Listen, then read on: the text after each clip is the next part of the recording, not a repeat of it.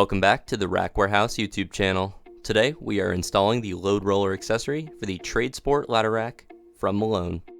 Malone's load roller accessory is 42 inches wide and 2 inches in diameter and attaches to the TradeSport truck rack to assist with loading onto the rack.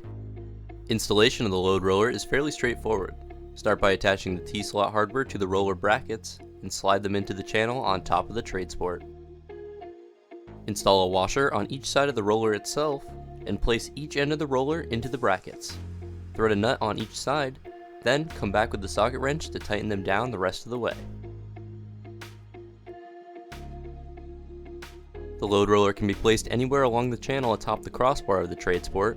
We will be centering the roller on the crossbar for this application. With the load roller in place, go ahead and tighten down the hardware to secure it to the crossbar.